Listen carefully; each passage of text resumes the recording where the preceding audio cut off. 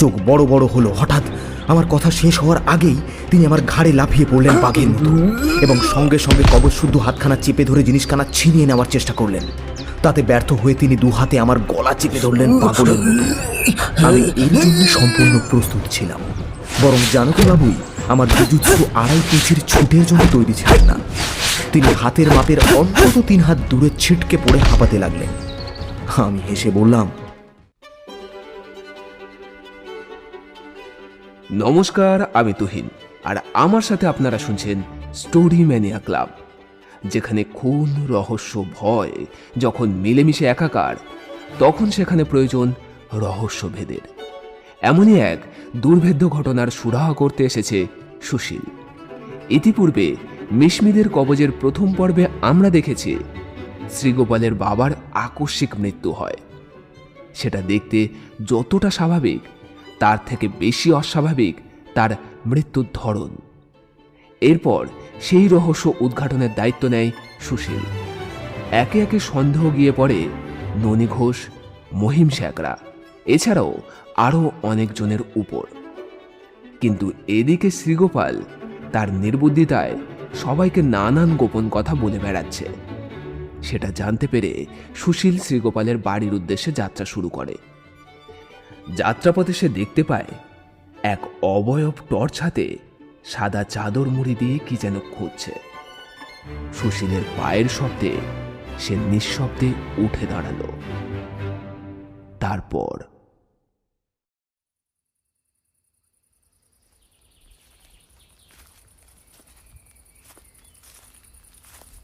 অন্ধকারেই যাচ্ছিলাম।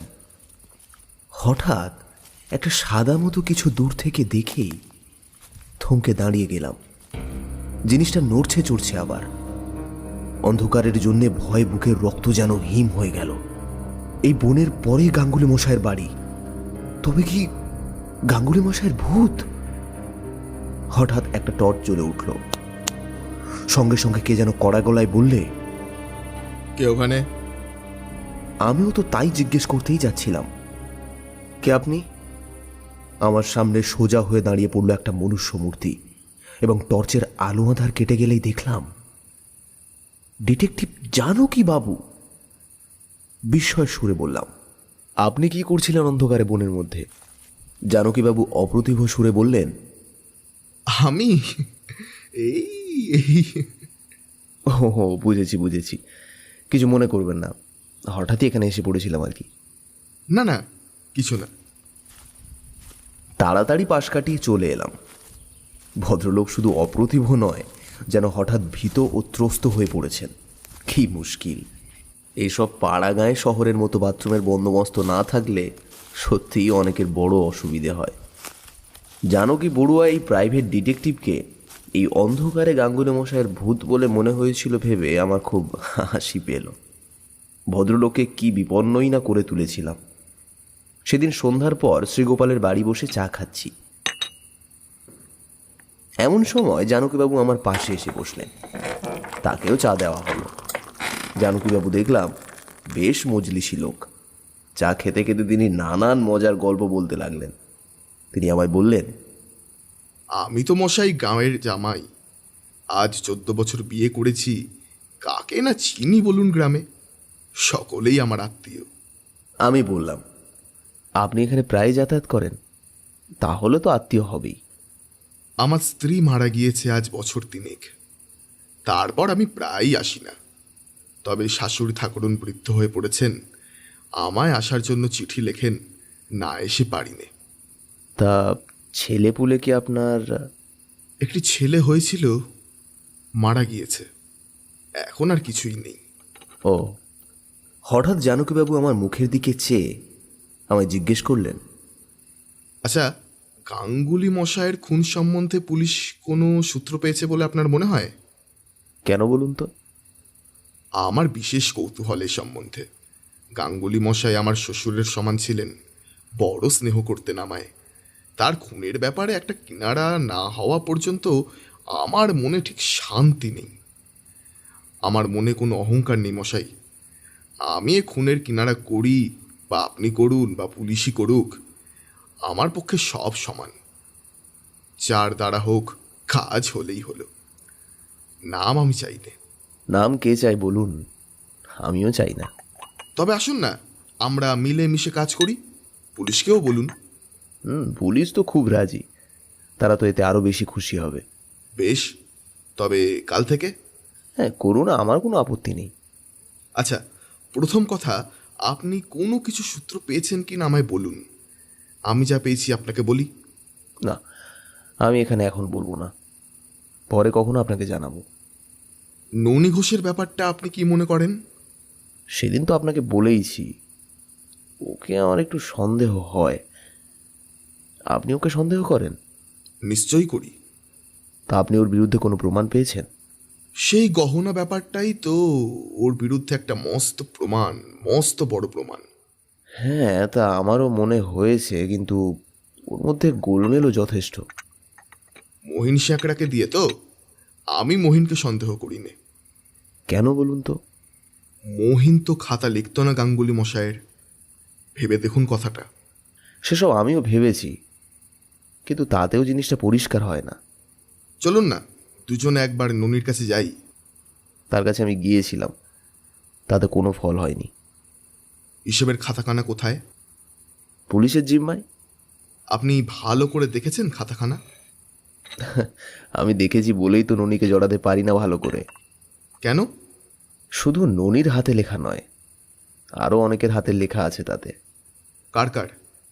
জানকীবাবু ব্যর্থভাবে এই প্রশ্নটা করে আমার মুখের দিকে যেন উৎকণ্ঠিত আগ্রহে উত্তরের প্রতীক্ষায় চেয়ে রইলেন। আমি মৃত মুসলমান ভদ্রলোক এবং স্কুলের ছাত্রটির কথা তাকে বললাম। জানকীবাবু বললেন, ও এই, সে তো আমি জানি, শ্রীগোপালের মুখে শুনেছি। ওই তো, যাই শুনেছেন তার বেশি আমারও কিছু বলবার। পরদিন সকালেই ননী ঘোষ এসে আমার কাছে হাজির হলো। সে বললে, বাবু, আপনার সাথে আমার একটা কথা আছে। কি বলো? জানকী বাবু এ গায়ে জামাই বলে যথেষ্ট খাতির করি, কিন্তু উনি কাল রাতে আমায় যেরকম গালমন্দ দিয়ে এসেছেন, তাতে আমি বড়ই দুঃখিত বাবু। যদি দোষ করে থাকি পুলিশে দিন, এই গালমন্দ কেন? তুমি বড় চালাক ননি, আমি সব বুঝি। পুলিশে দেওয়ার হলে তোমাকে একদিনও হাজতের বাইরে রাখবো ভেবেছ? বাবু, আপনি কি এখনো আমাকে সন্দেহ করেন? লোকটা সাংঘাতিক ধূর্ত। আমার দৃঢ় বিশ্বাস এই খুন যেই করুক, ননি তার মধ্যে নিশ্চয়ই জড়িত। অথচ ও ভেবেছে যে আমার চোখেও ধুলো দেবে। তাই বললাম, সে কথা এখন নয়, 1 মাসের মধ্যেই তুমি জানতে পারবে। বাবু, আপনি আমাকে যতই সন্দেহ করুন, ধর্ম যতদিন মাথার ওপর আছে। ধূর্ত লোকেরাই ধর্মের দোহাই পারে বেশি, তাই লোকটার ওপর আমার সন্দেহ যেন দ্বিগুণ হয়ে গেল। সারাদিন অন্য কাজে ব্যস্ত ছিলাম। সন্ধ্যার পরে আহারাদি সেরে অনেকক্ষণ বই পড়লাম। তারপর আলো নিভিয়ে দিয়ে নিদ্রা দেওয়ার জন্য চেষ্টা করলাম, কিন্তু কেন জানি না অনেক রাত পর্যন্ত আমার ঘুম এলো না, এবং বোধহয় সেই জন্যই সেই রাতে আমার প্রাণ বেঁচে গেল। ব্যাপারটা কি হলো আমি একটু খুলে বলি। সেও এক কৃষ্ণপক্ষের গভীর অন্ধকার রাত্রি। মাঝে মাঝে বৃষ্টি পড়ছে, আবার থেমেও যাচ্ছে, অথচ গুমোট কাটেনি। আমার ঘরটার উত্তর দিকে একটা মাত্র কাঠের গড়াত দেওয়া জানালা, জানালার সামনাসামনি দরজা। পশ্চিম দিকের দেওয়ালে জানালা নেই, একটা ঘুলঘুলি আছে মাত্র। রাত প্রায় তখন 1টা কি তার বেশি। আমার ঘুম আসেনি, তবে সামান্য একটু তন্দ্রার ভাব এসেছে। হঠাৎ বাইরের ঘুলঘুলির ঠিক নিচেই যেন কার পায়ের শব্দ শোনা গেল। গরু কি ছাগলের পায়ের শব্দ হওয়া বিচিত্র নয় ভেবে বিশেষ গ্রাহ্য করলাম না। তারপর শব্দটা সেদিক থেকে আমার শিয়রের জানালার কাছে এসে থামল। তারপর আমি ভাবছি যে ওটা গরুর পায়ের শব্দ। এমন সময় আমার বিস্মিত দৃষ্টির সামনে দিয়ে অস্পষ্ট অন্ধকারের মধ্যে কার একটা সুদীর্ঘ হাত একেবারে আমার বুকের কাছে এসে ঠিক বুকের ওপর এসে পৌঁছালো।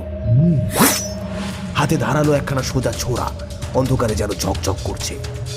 ততক্ষণে আমার বিস্ময়ের প্রথম মুহূর্ত কেটে গিয়েছে। আমি তাড়াতাড়ি পাশমোড়া দিয়ে ছোরা সমেত হাতখানা ধরতে গিয়ে মুহূর্তের মধ্যেই একটা বাঁশের লাঠিকে চেপে ধরলাম। পরক্ষণে কি এক জোর ঝাটকায় লাঠিখানা আমার হাত থেকে ছিনিয়ে নিলে। সঙ্গে সঙ্গে ছোড়ার তীক্ষ্ণ অগ্রভাগের আঘাতে আমার হাতের কবজি ও বুকের খানিকটা চিরের রক্তারক্তি হয়ে গেল। তাড়াতাড়ি উঠে টর্চ জেলে দেখি বিছানার রক্তে মাখামাখি হয়ে গিয়েছে।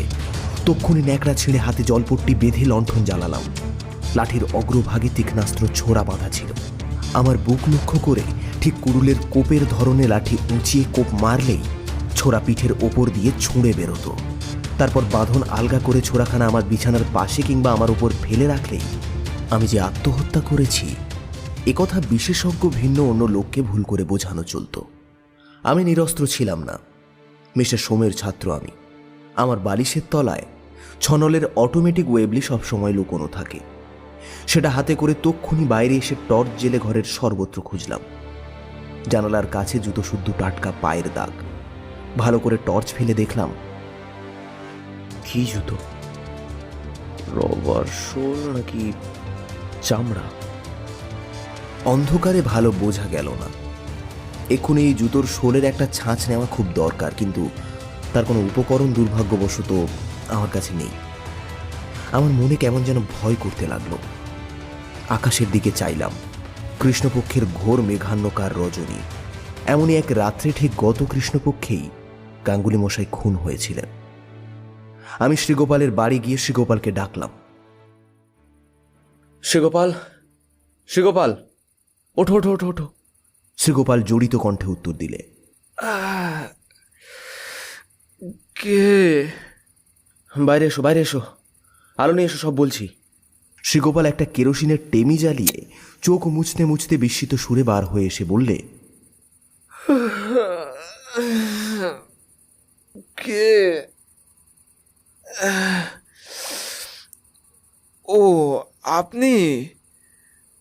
তা এত রাতে কি মনে করে? হ্যাঁ, চলো বসি, সব বলছি তোমায়। এক গ্লাস জল খাওয়া তো দেখি। চা খাবেন? স্টোভ আছে। আর আমি তো চাখোর, সব মজুত করে রেখে দিই। করে দিই।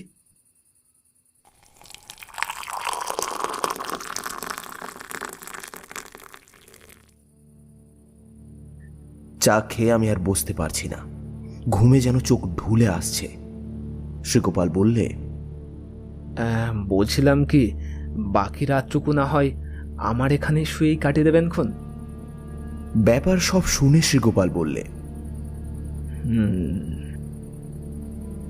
এর মধ্যে ননি আছে বলে মনে হয়। এটা তারই কাজ। না না? বলেন কি? না, এ ননির কাজ নয়। কি করে জানলেন? আরে এখানকার লোক ছোড়ার ব্যবহার জানে না।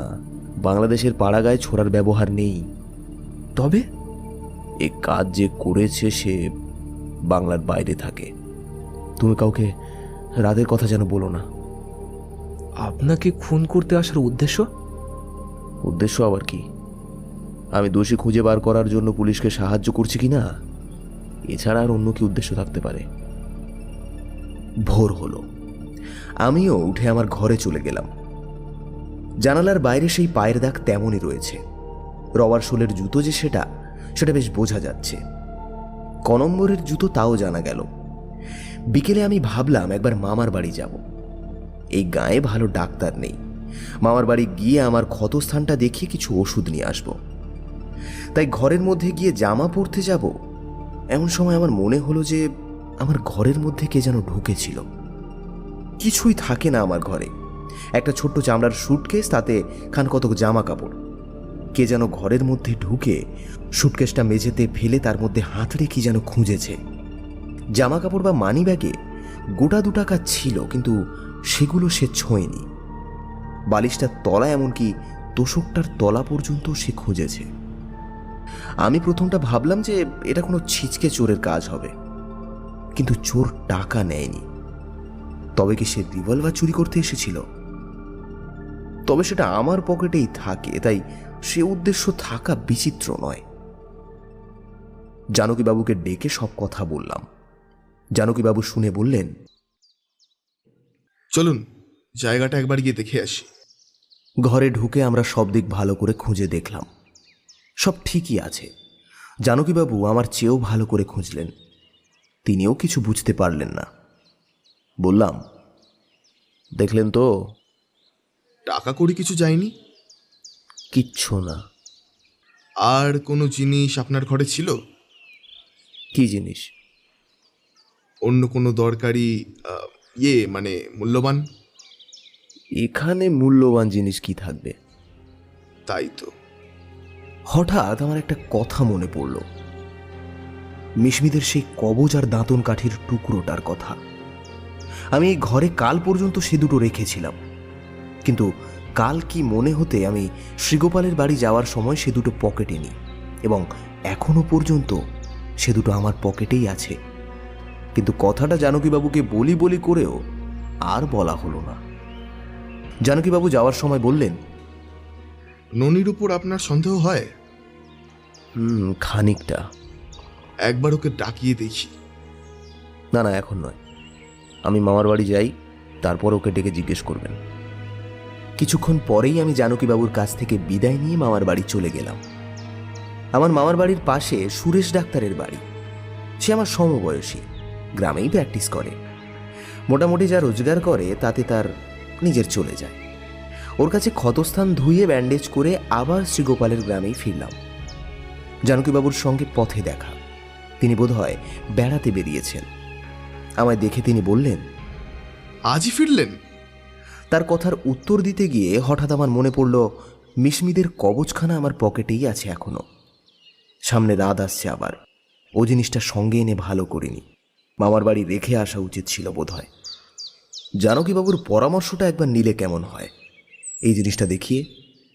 কিন্তু ভাবলাম, এই জিনিসটা ওর হাতে দিতে গেলে এখন বহু কৈফিয়ত দিতে হবে। হয়তো তিনি জিনিসটার গুরুত্বও বুঝবেন না, তাই দরকার কি দেখানোর।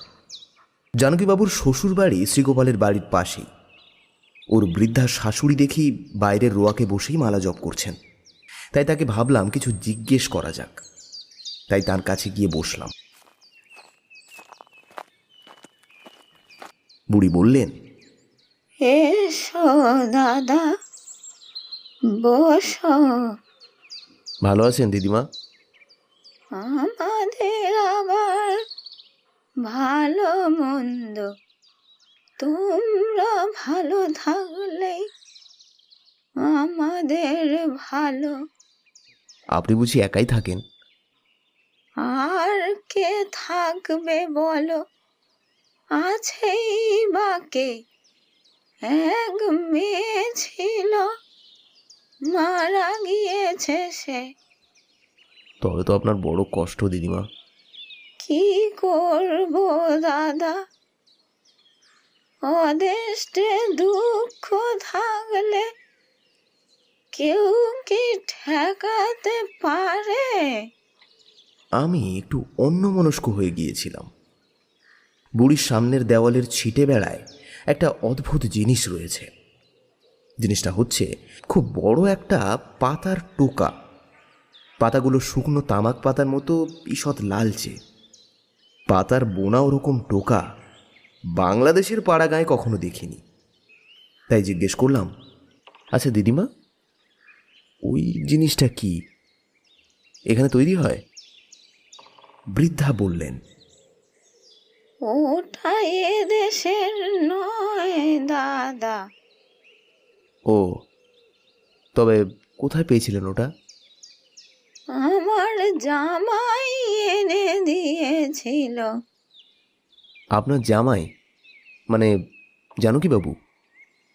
হ্যাঁ দাদা, ও আসামে চা বাগানে থাকতো কি না, ওই 8 বছর এনেছিল। হঠাৎ আমার মনে যেন কেমন একটা খটকা লাগলো। আসাম, চা বাগান, এই ক্ষুদ্র গ্রামের মধ্যে সুদূর আসামের যোগ কিভাবে স্থাপিত হতে পারে, এ আমার নিকট একটা মস্ত বড় সমস্যা। একটা ক্ষীণ সূত্র মিলেছে। আমি বললাম, জানকীবাবু বুঝি আসামে থাকতেন? হ্যাঁ দাদা, অনেক দিন ছিল, এখন আর থাকে না। আমার সে মেয়ে মারা গিয়েছে কিনা, তবু জামাই মাঝে মাঝে আসে। গাঙ্গুলি মশাইয়ের সঙ্গে বড় ভাব ছিল, এলেই ওখানে বসে গল্প, চা খাওয়া। ও, বুড়ো খুন হয়েছে শুনে জামাইয়ের সে কি দুঃখ। তা গাঙ্গুলি মশাইয়ের মৃত্যুর কদিন পরে উনি এসেছেন এখানে? 3-4 দিন পরে দাদা। আচ্ছা, আপনার মেয়ে মারা গিয়েছে কতদিন হলো দিদিমা? তা বছর 3 হলো, এই শ্রাবণে। মেয়ে মারা যাওয়ার পর উনি যেমন আসতেন তেমনই কি আসছেন, নাকি মাঝখানে কিছুদিন বন্ধ ছিল? বছর 2 আর আসেনি। মন তো খারাপ হয়, বুঝতেই পারো দাদা। তারপর এলো একবার শীতকালে, এখানে রইল মাসখানেক। বেশ মন লেগে গেল, সেই থেকেই প্রায় আসে। আমি বৃদ্ধার কাছ থেকে বিদায় নিলাম। সেদিন আর কোথাও বেরোলাম না। পরদিন সকালে উঠে স্থির করলাম একবার থানায় দারোগাবাবুর সঙ্গে দেখা করা খুব দরকার, বিশেষ আবশ্যক। পথেই জানকীবাবুর সঙ্গে দেখা। তিনি আমায় জিজ্ঞেস করলেন, এই যে বেড়াচ্ছেন বুঝি? আমি বললাম, চলুন একটু ঘুরে আসা যাক, আপত্তি নেই তো? হ্যাঁ হ্যাঁ, চলুন না যাই। আচ্ছা জানকীবাবু, আপনি মন্ত্রতন্ত্রে বিশ্বাস করেন? হ্যাঁ, খানিকটা করিও বটে, খানিকটা নাও বটে। কেন বলুন তো? না, আমার নিজের ওতে একেবারেই বিশ্বাস নেই, তাই বলছি। আপনি তো অনেক দেশ ঘুরেছেন, আপনার অভিজ্ঞতা আমার চেয়ে অনেক বেশি। হঠাৎ জানকীবাবু আমার চোখের সামনে এমন একটা কাণ্ড করলেন যাতে আমি স্তম্ভিত ও হতভম্ব হয়ে দাঁড়িয়ে রইলাম কিছুক্ষণের জন্য। কাণ্ডটা কিছুটা এমন, খুবই সাধারণ। জানকীবাবু পথের পাশে ঝোপের জঙ্গলের দিকে চেয়ে বললেন, দাঁড়ান, একটা দাঁতন ভেঙে নি, সকালবেলাটা। তারপর তিনি আমার সামনে পথের ধারে একটা শ্যাওলা ডাল ঘুরিয়ে ভেঙে নিলেন দাঁত কাঠির জন্য। আমার ভাবান্তর অতি অল্পক্ষণের জন্য। পরক্ষণেই আমি সামলে নিয়ে তার সঙ্গে সহজভাবে কথাবার্তা বলতে শুরু করলাম। ঘণ্টাখানেক পরে ঘুরে এসে আমি ভাঙা শ্যাওলা ডালটা ভালো করে লক্ষ্য করে দেখি সঙ্গে সেদিনকার সেই দাঁতন কাঠির শুকনো গোড়াটাও আমি এনেছিলাম। যে বিশেষ ভঙ্গিতে আগের গাছের ডালটা ভাঙা হয়েছে, এটাও অবিকল তেমনই ভঙ্গিতে ঘুরিয়ে ঘুরিয়ে ভাঙা, কোনো তফাৎ নেই। আমার মাথার মধ্যে ঝিমঝিম করছিল। আসাম, দাঁতন কাঠি, দুটো অতি অসাধারণ অথচ অত্যন্ত অদ্ভুত সূত্র। জানকীবাবুর এখানে গত 1 বছর ধরে ঘন ঘন আসা যাওয়া, পত্নী বিয়োগ সত্ত্বেও শ্বশুরবাড়ির আসার তাগিদ, গাঙ্গুলি মশাইয়ের সঙ্গে বন্ধুত্ব। মিস্টার সোম একবার আমায় বলেছিলেন, অপরাধী বলে যাকে সন্দেহ করবে তখন তার পদমর্যাদা বা বাইরের ভদ্রতা, এমনকি সম্বন্ধ সম্পর্কের ঘনিষ্ঠতা ইত্যাদিকে আদৌ আমল দেবে না। জানকীবাবুর সম্বন্ধে আমার গুরুতর সন্দেহ জাগল মনে। একটা সূত্র এবার অনুসন্ধান করা বিশেষ দরকার, অত্যন্ত দরকারি একটা সূত্র। তাই সকালে উঠে গিয়ে দারোগাবাবুর সঙ্গে দেখা করলাম থানায়। দারোগাবাবু আমায় দেখে বললেন, আরে কি ব্যাপার মশাই, কোনো সন্ধান টন্ধান পাওয়া গেল নাকি? প্রায় করেই ফেলেছি।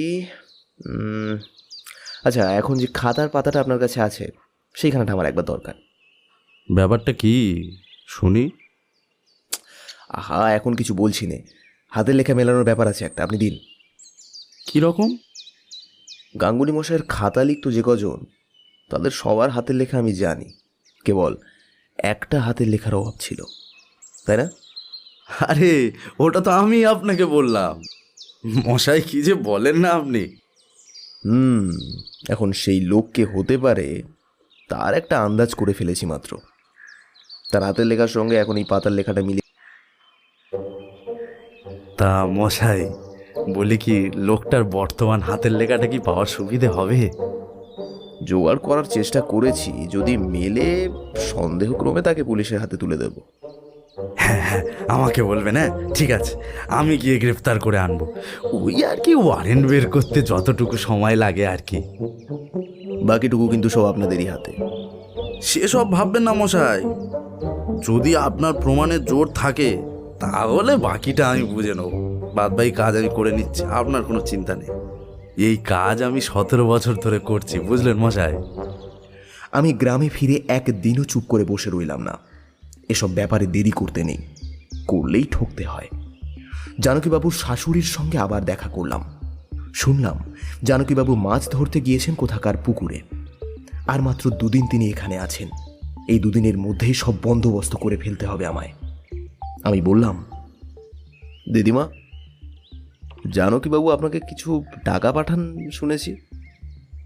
না দাদা, ও কথা কার কাছে শুনেছ? জামাই তেমন লোকই নয়। তার মানে পাঠান না? আরো উল্টে ন্যায় ছাড়া দেয় না। মেয়ে থাকতে তবু যা দিত, এখন একেবারে উপর হাতটি করে না কোনো দিন। যাক, চিঠিপত্র নিয়ে খোঁজ খবর নেন তো, তাহলেই হলো। তাও সে কখনো কখনো বছরে একবার বিজয়ার প্রণাম জানিয়ে একখানা লেখে। আচ্ছা, খাম বা পোস্ট কার্ড কিছু আছে? হ্যাঁ, খাম না রেজিস্টারে চিঠি। তুমিও যেমন দাদা, মেয়ে বেঁচে না থাকলেই জামাই পর হয়ে যায়, তার উপর কি কোনো দাবি থাকে দাদা? 2 লাইন লিখে সেরে দেয়। কই দেখি, চিঠি আছে নাকি? ওই চালের বাতায় গোজা আছে, দেখো না। খুঁজে খুঁজে নাম দেখে একখানা পুরনো পোস্টকার্ড চালের বাতা থেকে বের করলাম এবং সেটা বৃদ্ধাকে পড়ে শোনালাম। বৃদ্ধা বললেন, ওই চিঠি দাদা। আরও 2-1টা কথা বলে চিঠিখানা নিয়ে চলে এলাম সঙ্গে করে। জানকীবাবু যদি কথা শুনতেও পান যে তার লেখা চিঠি সঙ্গে করে নিয়ে এসেছি, তাতেও আমার কোনো ক্ষতি নেই। থানার দারোগার সামনে বসে হাতের লেখা দুটো মেলানো হলো। অদ্ভুত ধরনের মিল। 2-1টা অক্ষর লেখার বিশেষ ভঙ্গিটা উভয় হাতের লেখাতেই একরকম। দারোগাবাবু বললেন, তবুও একজন হাতের লেখা বিশেষজ্ঞের মতটা নেওয়া দরকার নয় কি? আরে সে তো কোর্টের প্রমাণের সময়, এখনো সবের দরকার নেই। আপনি সন্দেহক্রমে চালান দিন ওকে। তা আমায় অন্য কারণগুলো সব বলুন। একে একে সব বলবো, কিন্তু তার আগে একবার আমার কলকাতা যাওয়া দরকার। মিস্টার সোমের সঙ্গে দেখা করলাম কলকাতায়। সব বললাম তাকে খুলে। তিনি বললেন,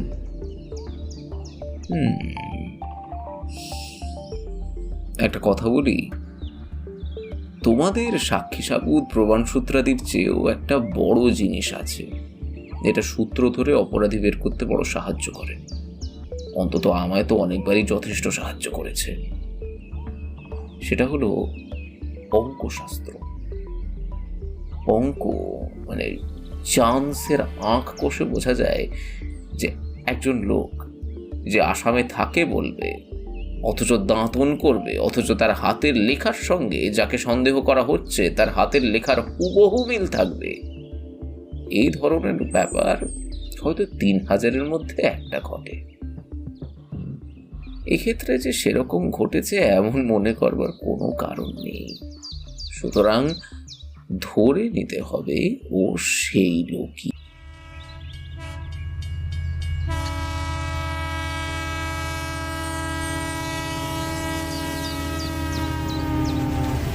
সেদিন কলকাতা থেকে চলে এলাম। আসবার সময় একবার থানায় দারোগাবাবুর সঙ্গে দেখা করি। তিনি বললেন, আপনি লোক পাঠালেই আমি সব ব্যবস্থা করে দেবো। ওয়ারেন্ট বার হয়েছে? এখনো হস্তগত হয়নি, তবে আজকালের মধ্যে পেয়ে যাব। গ্রামে ফিরে 2-3 দিন চুপচাপ বসে রইলাম শ্রীগোপালের বাড়িতে। খবর নিয়ে জানলাম জানকীবাবু 2-1 দিনের মধ্যেই এখান থেকে চলে যাবেন। তাই থানায় দারোগাবাবুর কাছে চিঠি দিয়ে আসতে বলে দিলাম। পকেটে মিশমিদের কবজখানা রেখে আমি জানকীবাবুর সন্ধানে ফিরতে থাকি এবং একটু পরে পেয়েও যাই। জানকীবাবুকে কৌশল করে নির্জনে গায়ের মাঠের দিকে নিয়ে গেলাম। আজ একবার শেষ পরীক্ষা করে দেখতে হবে, হয় এসপার নয় ওসপার। জানকীবাবু বললেন, আপনার কাজ কত দূর এগোলো? 1 পাও না। আপনি কি বলেন? আমি তো ভাবছি ননির সম্বন্ধে থানায় গিয়ে বলবো। সন্দেহের কারণ পেয়েছেন? না পেলে কি আর বলছি। আচ্ছা জানকীবাবু, আপনি বুঝি আসামে ছিলেন? কে বললে? আমি শুনলাম যেন সেদিন কার মুখ থেকে। না, আমি কখনো আসামে ছিলাম না। যিনি বলেছেন তিনি জানেন না। আমার মনে ভীষণ সন্দেহ হতে লাগলো, জানকীবাবু একথা কেন বলতে চান? তবে কি তিনি মিশমিদের কবজ হারানো এবং বিশেষ করে সেখানে যদি আমার হাতে পড়ে বা পুলিশের কোনো সাহায্যে ডিটেকটিভের হাতে পড়ে তবে তার গুরুত্ব সম্বন্ধে সম্পূর্ণ অবহিত? আমি তখন আমার কর্তব্য স্থির করে ফেলেছি। বললাম, মানে অন্য কেউ বলেনি, আসলে আপনার দেওয়া একটা পাতার টোকা সেদিন আপনার শ্বশুর বাড়িতে গিয়ে দেখলাম, আর ভাবলাম যে এ টোকা আসাম সদিয়া অঞ্চল ছাড়া কোথাও পাওয়া যায় না। মিশমিদের দেশে অমন টোকার ব্যবহার আছে। আপনার ভুল ধারণা। আমি তার মুখের দিকে স্থির দৃষ্টিতে চেয়ে পকেট থেকে মিশমিদের কাঠের কবজখানা বের করে তার সামনে ধরে বললাম, দেখুন দিকি এই জিনিসটা কি চেনেন?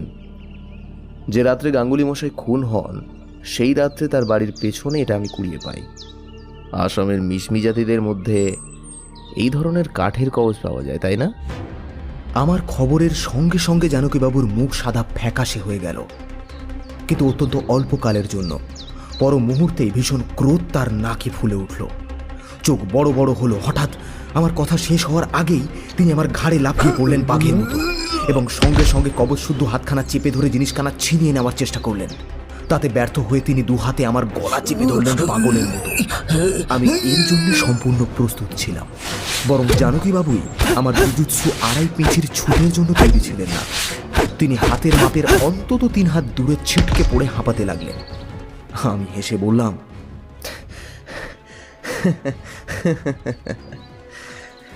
এই লাইনে যখন নেমেইছেন তখন অন্তত 2-1টা প্যাচ জেনে রাখা আপনার নিতান্ত দরকার ছিল জানকীবাবু। কবজ আমার কাছ থেকে আপনি কেড়ে নিতে পারবেন না। কবজ আপনাকে ছেড়ে দিয়েছে, এখন ওটা আমার হাতে। এখন ভাগ্যদেবী আমায় দয়া করবেন। কি বলছেন আপনি? এ কথার জবাব দেবেন অন্য জায়গায়। দাঁড়ান একটু এখানে। এই যে, একটু দয়া করে এগিয়ে আসুন জানকীবাবু। খুনের অপরাধে আমি আপনাকে গ্রেফতার করলাম। এই, হাত কড়া পড়াও। কনস্টেবলরা এগিয়ে এসে জানকীবাবুর হাতে হাত কড়ি লাগালো। জানকীবাবু কি যেন একটা বলতে চাইলেন। দারোগাবাবু বললেন, আপনি এখন যা কিছু বলবেন তা আপনার বিরুদ্ধে প্রমাণ হিসাবে ব্যবহার করা হবে, তাই একটু বুঝে শুনে কথা বলবেন। জানকীবাবুর বিরুদ্ধে পুলিশ আরও অনেক প্রমাণ সংগ্রহ করে। গাঙ্গুলি মশাই খুন হওয়ার 5 দিনের মধ্যে তিনি জেলার লোন অফিস ব্যাংকে 950 টাকা জমা রেখেছিলেন। পুলিশের খানা তল্লাশিতে তার কাগজপত্র বার হয়ে পড়ল। তারপর বিচারে জানকীবাবুর যাবজ্জীবন দ্বীপান্তরের আদেশ হল। একটা বিষয়ে আমার অনেক আগ্রহ ছিল জানবার, জানকীবাবুর সঙ্গে আমি জেলের মধ্যে দেখা করলাম। তখন তার প্রতি দণ্ডাদেশ হয়ে গিয়েছে। আমায় দেখে জানকীবাবু ভ্রু কুঞ্চিত করলেন। আমি জিজ্ঞেস করলাম, কেমন আছেন জানকীবাবু? ধন্যবাদ, কোনো কথা জিজ্ঞেস করতে হবে না আপনাকে।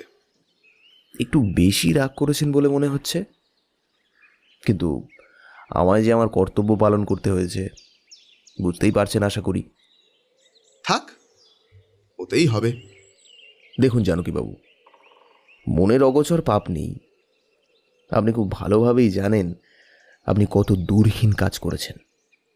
একজন অসহায় সরল বৃদ্ধ ব্রাহ্মণ, যিনি আপনাকে গায়ের জামাই জেনে আপনার প্রতি আত্মীয়ের মতো, এমনকি আপনার শ্বশুরের মতো ব্যবহার পর্যন্ত করেছেন, আপনাকে সম্পূর্ণ বিশ্বাস করে তার টাকা কড়ির হিসেব আপনাকে দিয়ে লেখাতেন, তাকে আপনি খুন করলেন। পরকালে এর জবাবদিহি যখন করতে হবে তখন কি করবেন একবার ভেবে দেখেছেন? মশাই, আপনাকে পাদ্রী সাহেবের মতো লেকচার দিতে হবে না।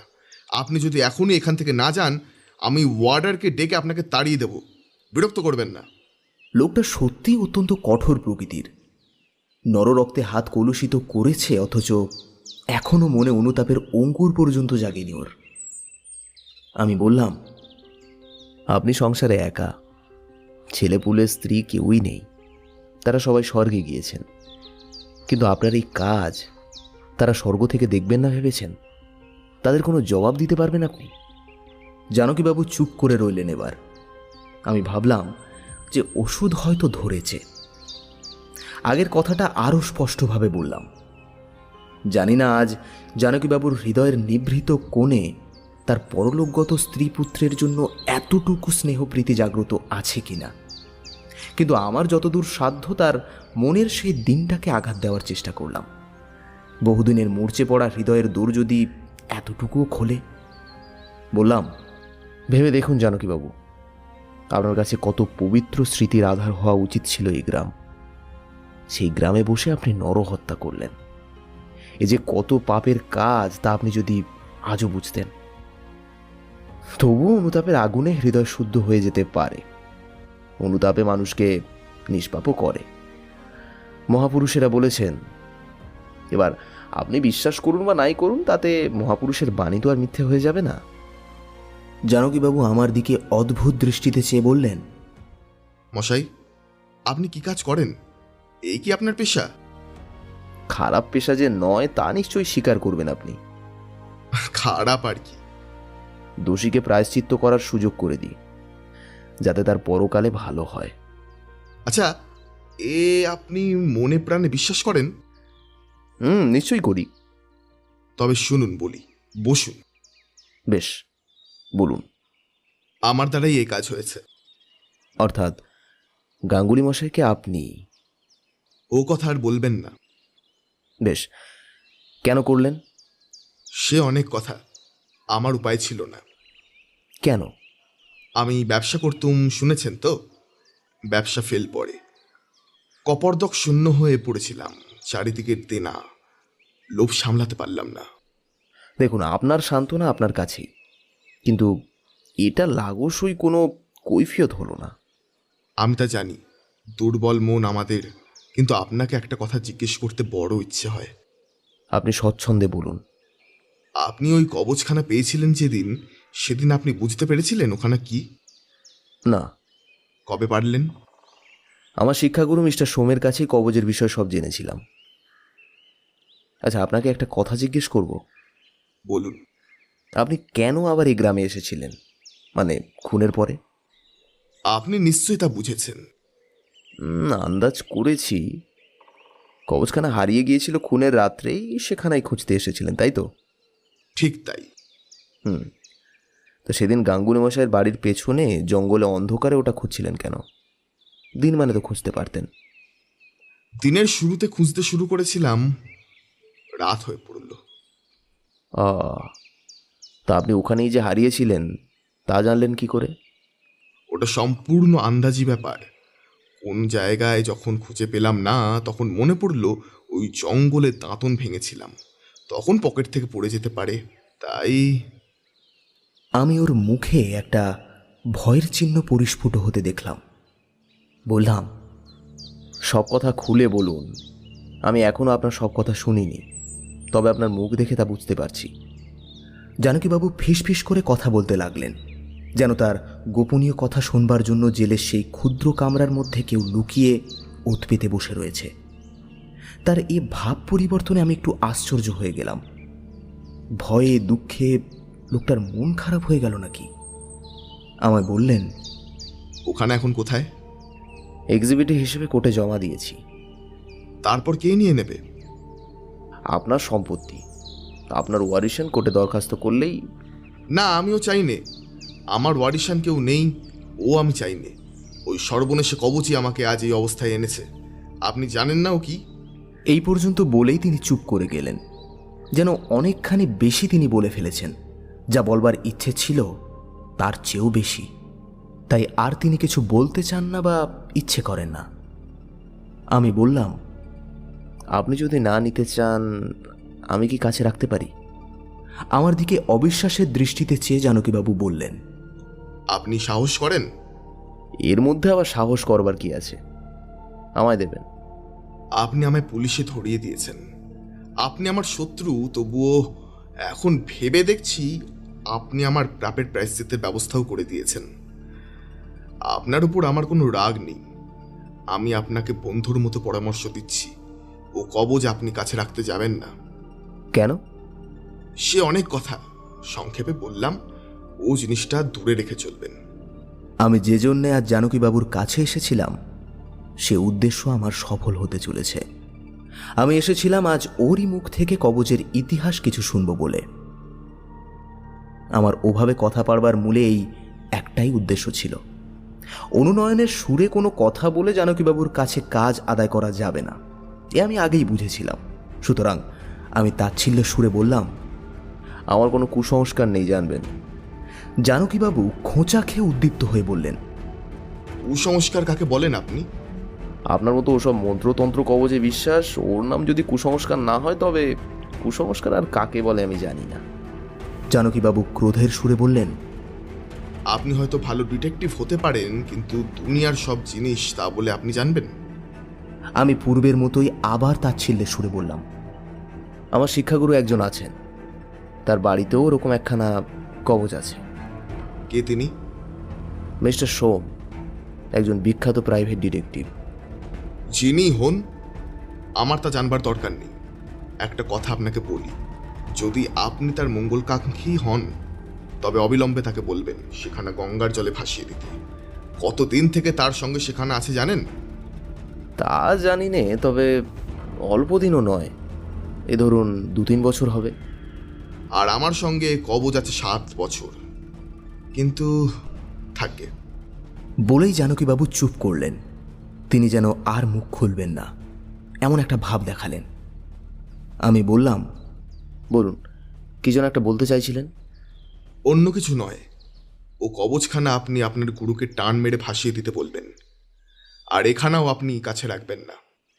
দেখুন, আমি তো বলেইছি আমার কোনো কুসংস্কার নেই। অভিজ্ঞতা দ্বারা যা জেনেছি তাকে কুসংস্কার বলে মানতে রাজি নই। বেশি তর্ক আপনার সঙ্গে করব না। আপনি থাকুন কি উচ্ছনে যান, তাতে আমার কি। এই যে খানিক আগেই বললেন আমার উপর আপনার কোনো রাগ নেই।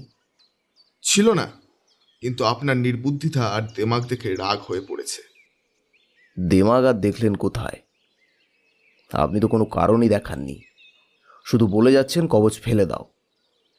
আজকাল কোনো দেশে এসব মন্ত্রতন্ত্রে বিশ্বাস করে ভেবেছেন? একখানা কাঠের পাত মানুষের অনিষ্ট করতে পারে, এটা আপনার মনে হয়? এটা আপনি বিশ্বাস করেন? আমিও আগে ঠিক এই কথাই ভাবতাম, কিন্তু এখন আমি বুঝেছি এমন সময় যে যখন আর কোনো চারা নেই। আচ্ছা, জিনিসটা কি সেটা খুলে বলুন না দয়া করে। শুনবেন তবে? ওই কবচই আমার সর্বনাশের কারণ। আমি বুঝেছিলাম এ সম্বন্ধে জানকীবাবু কি একটা কথা আমার কাছে চেপে যাচ্ছেন। আগে একবার বলতে গিয়েও বলেননি, হঠাৎ গুম খেয়ে চুপ করে গিয়ে অন্য কথা পেড়েছিলেন। এবারও হয়তো তারই পুনরাবৃত্ত হতে চলেছে। সুতরাং আমি যেন তার আসল কথার অর্থ বুঝতে পারিনি এমন ভাব দেখিয়েই বললাম, তা বটে, মানে একদিক থেকে দেখতে হলে এই কবজখানাই তো আপনার বর্তমান অবস্থার জন্য দায়ী। জানকীবাবু আমার দিকে কৌতূহলের দৃষ্টিতে চেয়ে বললেন, আপনি কি বুঝেছেন বলুন তো, কিভাবে দায়ী? মানে ওই ওখানা না হারিয়ে গেলে আপনি তো আজ ধরাও পড়তেন না, যদি ওখানে আপনার পকেট থেকে পড়ে না যেত। কিছুই বোঝেননি।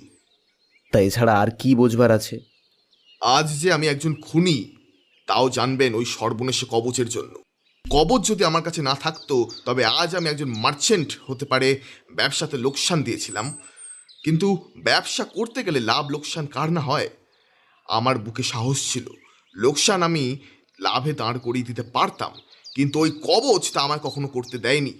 ওই কবচ আমার ইহকাল পরকাল নষ্ট করেছে।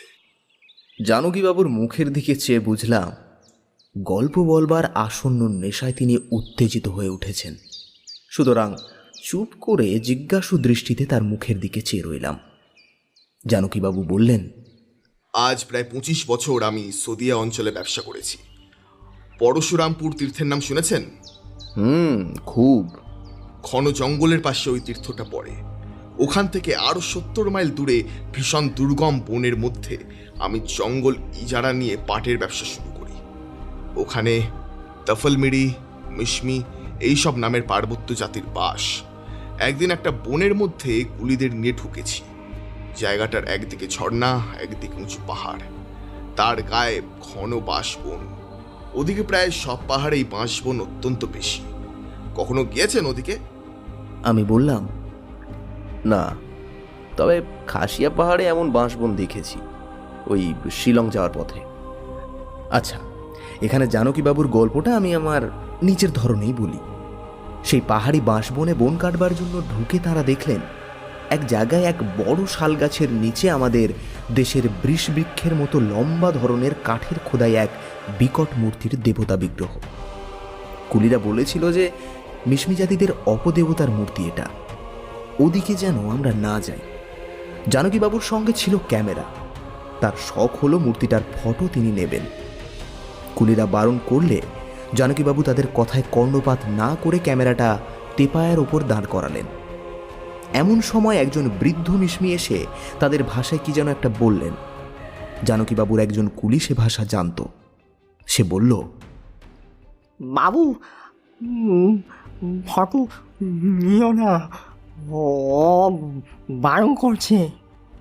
অন্য আরেকজন কুলিও বললে, বাবু, এরা সবরসাত, সরকারকে পর্যন্ত মানে না। ওদের দেবতাকে অপমান করলি ঘাস দিয়ে ধলক দিয়ে এসে হাজির হয়ে আমাদের সবগুলোরে গাছের গায়ে বেঁধে ফেলবে বাবু।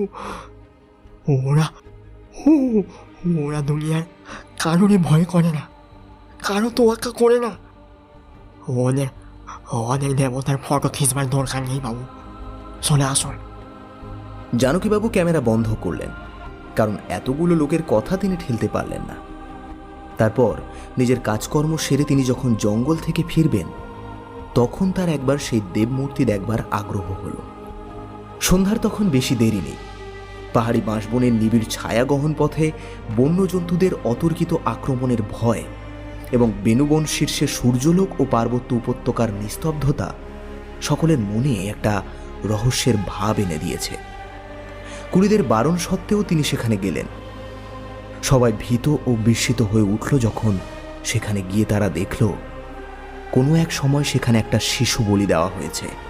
শিশুটির ধড় ও মুন্ডু পৃথক পৃথক পড়ে আছে কাঠের খোদাই বৃষকাষ্ঠ জাতীয় দেবতার পদতলে। অনেকটা জায়গা নিয়ে কাঁচা আধ শুকনো রক্ত। সেখানে সেদিন আর বেশিক্ষণ দাঁড়ালেন না। জানকীবাবু বললেন, আমার কি কুগ্রহ মশাই, আর যদি সেখানে নাই যাই তবে সবচেয়ে ভালো হয়। কিন্তু তা না করে আমি আবার পরের দিন সেখানে গিয়ে হাজির হলাম। কুলিদের মধ্যে একজন লোক আমাকে যথেষ্ট নিষেধ করেছিল। সে বলেছিল, বাবু, তুমি কলকাতার লোক, এসব দেশের গতি কিচ্ছু জানো না। জঙ্গলি দেবতা হলেও ওদের একটা শক্তি আছে, তা তোমাকে পথের মধ্যে নিয়ে যাবে, তোমার অনিষ্ট করবার চেষ্টা করবে। ওখানে অত যাতায়াত করো না বাবু। কিন্তু কারও কথা শুনলাম না। গেলাম শেষ পর্যন্ত, লুকিয়েই গেলাম, পাছে কুলিরা টের পায়। কেন যে জানকীবাবু সেখানে গেলেন তিনি তা আজও জানেন না। কিংবা হয়তো রক্তপিপাসু বর্বর দেবতার শক্তিই তাকে সেখানে যাওয়ার প্ররোচনা দিয়েছিল, কে জানে। জানকীবাবু বললেন, ক্যামেরা নিয়ে যদি যেতাম তাহলে তো বুঝতাম ফটো নিতে যাচ্ছি। তাই বলেছিলাম কেন যে সেখানে গেলাম তা নিজেই ভালো করে জানি না। আমি বললাম, সে মূর্তির ফটো নিয়েছিলেন? না, কোনো দিনই না, কিন্তু তার যে খারাপ কাজ করেছিলাম এখন তা বুঝতে পারছি। জানকীবাবু যখন সেখানে গেলেন তখন ঠিক থমথম করছে দুপুরবেলা। পাহাড়ি পাখিদের ডাক থেমে গিয়েছে, বনতলা নীরব, বাঁশের ঝাড়ে ঝাড়ে শুকনো বাঁশের খোলা পাতা পড়ার শব্দ ছাড়া আর কোনো শব্দ নেই। দেবমূর্তির একেবারে কাছে যাওয়ার অত্যন্ত লোভ হলো, কারণ কুলিরা সঙ্গে থাকায় এতক্ষণ তা তিনি করতে পারেননি। গিয়ে দেখলেন শিশুর শবের চিহ্ন সেখানে নেই। রাত্রে বন্যজন্তুতে খেয়ে ফেলুক বা জঙ্গলিরাই নিজেরা খাওয়ার জন্য সরিয়ে নিয়ে গিয়ে থাক। অনেকক্ষণ তিনি মূর্তিটার সামনে দাঁড়িয়ে রইলেন। কেমন এক ধরনের মোহ, একটা সুতীব্র আকর্ষণ। সত্যিকারের নরবলি দেওয়া হয় যে দেবতার কাছে, এমন দেবতা কখনো দেখেননি বলে বোধহয় আকর্ষণটা বেশি, কিংবা অন্য কিছু, তা তিনি বলতে পারলেন না। সেই সময় সেই কাঠের কবচখানা তিনি দেবমূর্তির গলায় ঝুলতে দেখলেন। চারিদিকে কেউ কোথাও নেই দেখে সেখানা চট করে মূর্তিটার গলা থেকে তিনি খুলে নিলেন। আমি বিস্মিত সুরে বললাম, খুলে নিলেন? কি ভেবে নিলেন হঠাৎ? ভাবলাম একটা নিদর্শন নিয়ে যাব এদেশের জঙ্গলের দেবতার, আমাদের দেশের 5 জনের কাছে গিয়ে দেখাবো। নরবলি খায় যে দেবতা, তার সম্বন্ধে যখন বৈঠকখানায় জাঁকিয়ে বসে গল্প করব, তখন সঙ্গে সঙ্গে এখানে বার করে দেখাবো, লোককে আশ্চর্য করে দেব। বোধহয় এরকমই একটা উদ্দেশ্য তখন থেকে থাকবে। কিন্তু যখন নিলাম গলা থেকে খুলে, তখনই মশাই আমার সর্বশরীর যেন কেঁপে উঠল। যেন মনে হলো একটা কি অমঙ্গল ঘনিয়ে আসছে আমার জীবনে। ও ধরনের দুর্বলতাকে কখনোই আমল দিইনি। সেটা খুলে নিয়ে পকেটজাত করে ফেললাম একবারে। মিশমিদের অনেকে এরকম কবচ গলায় ধারণ করে, সেটাও দেখেছি, কিন্তু তারপরে শত্রুদের সঙ্গে যুদ্ধ করতে যাবার সময় বিশেষ করে কাগজ তারা পড়বেই। তারপর আর কিছুই না। 7 বছর কবচ আছে আমার কাছে, জঙ্গলি জাতের জঙ্গলি দেবতার কবচ। ও ধীরে ধীরে আমায় নামিয়েছে এই 7 বছরে। এক একটা জিনিসের এক একটা শক্তি আছে। আমায় জাল করিয়েছে, পাওনাদারের টাকা মেরে দেবার ফন্দি দিয়েছে, শেষকালে মানুষের রক্তে হাত রাঙিয়ে দিলে পর্যন্ত। একজন সম্ভ্রান্ত ভদ্র ব্যবসাদার ছিল মশাই, আজ কোথায় এসে নেমেছি দেখুন। দেখুন, এ প্রবৃত্তি জাগাবার মূলে ওই কবচখানা। আমি দেখেছি যখনই ওখানে আমার কাছে থাকতো তখন নানা রকম দুষ্টু বুদ্ধি জাগত মনে। কাকে মারি, কাকে ফাঁকি দিই, লোভ জিনিসটা দুর্দমনীয় হয়ে উঠত। গাঙ্গুলি মশাইয়ের খুনের দিনের রাত্রে আমি 10টার গাড়িতে অন্ধকারে স্টেশনে নামি। কেউ আমায় দেখেনি, আমার পকেটে ওই কবচ। কিন্তু যাক সে কথা, আর এখন বলবো না। ওহো, বলুন না।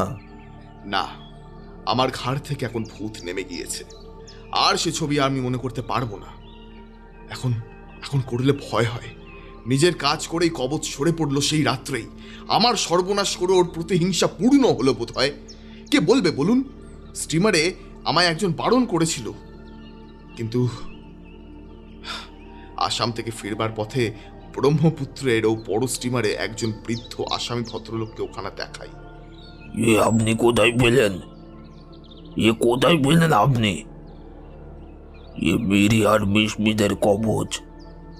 পশু এখানে মানুষের স্থান নিয়েছে।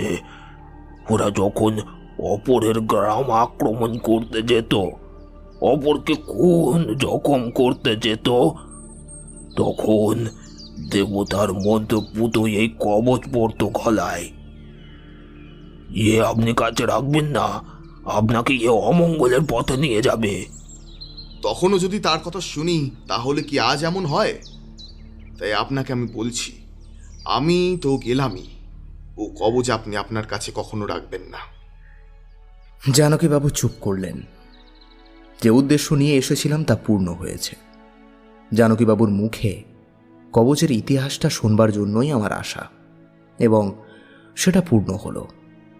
বললাম, দেখুন, আমি যা করেছি কর্তব্যের খাতিরেই করেছি। খামোখা আমার বিরুদ্ধে রাগ পুষে রাখবেন না মনে। পারলে আমায় ক্ষমা করবেন। নমস্কার। তারপর আমি বিদায় নিয়ে চলে এলাম ওর কাছ থেকে। যতদূর জানি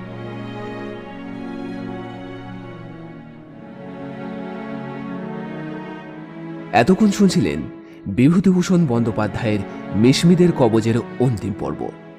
গল্পের সাউন্ড ডিজাইনে অভিজিৎ এবং পোস্টার ডিজাইনে শুভজিৎ। এছাড়াও বিভিন্ন চরিত্রে অভিজিৎ, দিব্যেন্দু, রাজ, ঋষভ, রকি, রূপা, খুশি, তুহিন, ঋত্বিক, রিভু, সৌভিক, পথিক, অর্চিত এবং শ্বেতা। এখন এই পর্যন্ত। পরবর্তীতে আমরা ফিরছি দুই বোনের অন্তিম পর্ব নিয়ে।